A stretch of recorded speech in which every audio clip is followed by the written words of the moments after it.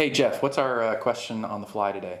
Today's question on the fly is, how much money should we have in an emergency fund? Ooh.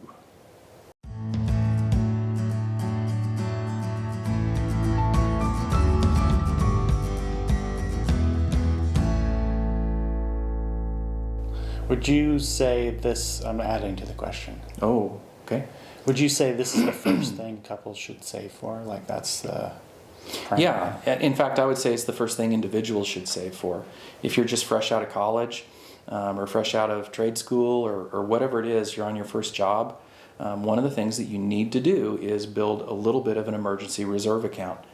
Because if you don't, you'll find yourself putting things on credit card debt, and that has the potential of kind of spiraling out of your control. Mm-hmm. So being able to handle 70 or 80% of the rational things that can happen to you, again, alien abduction.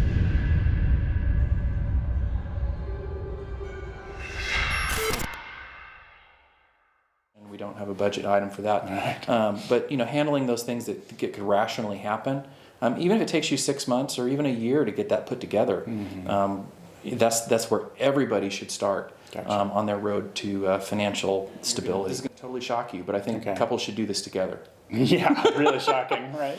Okay. That doesn't mean they're going to come up with the same answer. So they do it individually?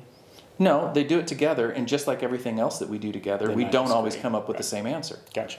So there's a lot of times that my wife and I will pretty much agree. Do you always totally agree? No. Do you ever totally agree? No. No. So, I kind of see this as kind of like one of those Venn diagrams where, one of you thinks you should have a little bit more in savings and the other one thinks maybe a little bit less. But the way you get there, the process that I think is helpful is starts with the idea that you know what Murphy's Law is. Sure. And Murphy's Law basically says that anything that can go wrong will go wrong. And we also know from life experience that, for whatever strange reason, Murphy and his friends always like to show up in threes. Mm-hmm. So there's obviously, what we're saying is how are we going to financially cope with chaos? Now, I can come up with a million things that could happen. We could be struck by an asteroid. The world could burn down. Right. But you're talking about real everyday things, not the biggest outlier. Right. And in fact, what I really want to focus on is the idea of what are the normal things that could happen to us?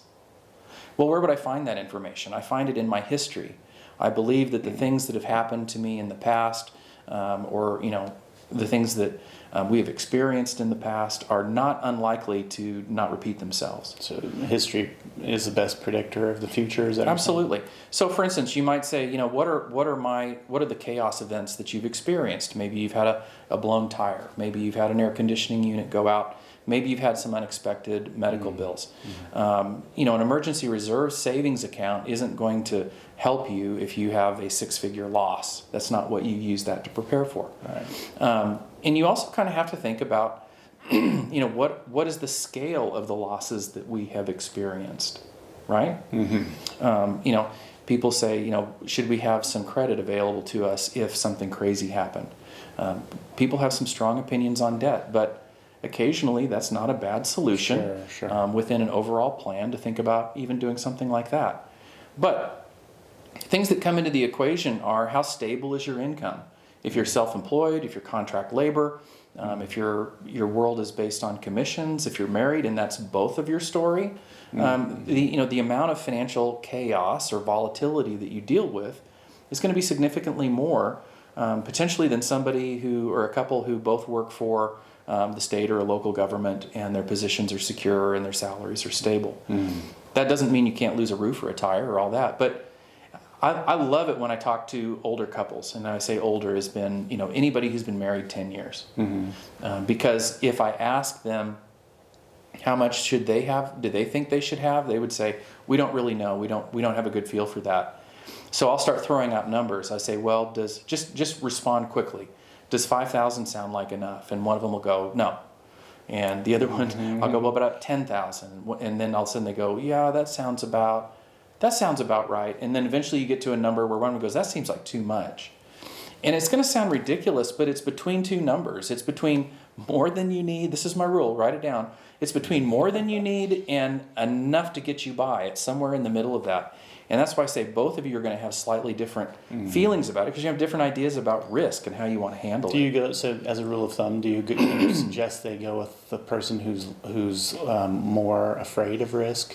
So whatever their number is probably going to be higher, right? They want more money. Well, that's a negotiation Yeah. thing, and that's one of those deals where you kind of decide where in the middle you want to run. And it's a fluid thing. So after a couple of hits, and Murphy and his buddies show up, the account may be down but not out, and so you go, hey, we've got to fill this really quickly, or we need to refill it somewhat quickly. It's fluid. But the main idea is to get comfortable with a range that when you go to bed at night, you're not totally worried about some miscellaneous thing hitting you. And so what I'm really saying is process and communication is where you find this. It's not in a national average. It's not going to be in a textbook. And it is going to be unique to your relationship. And I think this is important. You're saying this number is the number that would help you reduce your anxiety. If you have that number in savings and you can rest easy, literally your anxiety goes down, then that's the spot where you're comfortable. That's the spot where you're comfortable, and that means that you probably operate better financially because you have a certain amount of confidence that you've taken care of certain things. Sure. And anytime you're in less stress, you have less arguments, you feel more confident that you're on the same page. Interesting. Oddly enough, people do a much better job saving after they've met their emergency reserve account because they have confidence and they feel successful. And success typically brings more of it.